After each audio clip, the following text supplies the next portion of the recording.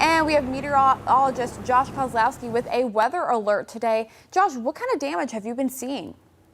Well, the great news, Hannah, is we haven't had any damage immediately here in central New York. Syracuse area, all of our viewing area has been spared so far. Just some rain, some wind, and a little bit of lightning in spots too. But I have some reports to share with you across areas in Pennsylvania and southwestern New York State. Here's the map. So Syracuse in the top right part of the screen.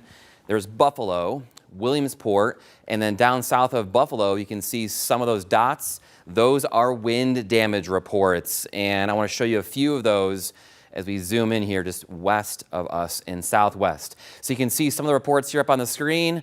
Oh yeah, some trees have come down parts of southwestern New York and parts of Pennsylvania. Even a metal roof was ripped off a warehouse in some areas in Pennsylvania. Trees and wires down. A tree was uprooted, multiple trees down. So yeah, that's great because we didn't have to deal with that, but it's unfortunate that those other people did have to deal with damage. The storms did not get as active in our area as they could have been. We did have a tornado watch in the area now. I believe it has been discontinued or at least shrunken up because of the diminishing threat for severe weather. And there are no active warnings in our area too. I can pass it along. We did that earlier in the newscast. I can reiterate that.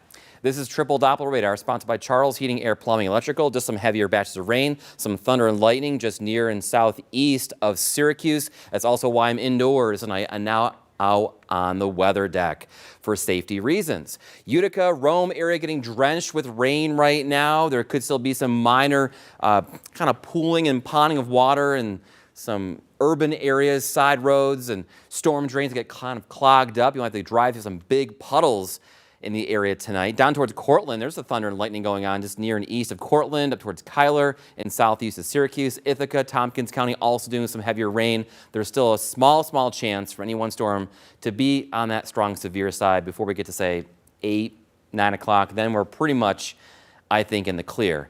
Air temperature right now, 59 at the airport in Syracuse. Managed to get up in the mid-60s today, right on our forecast here with a gusty south wind, and the sun did come out for a while.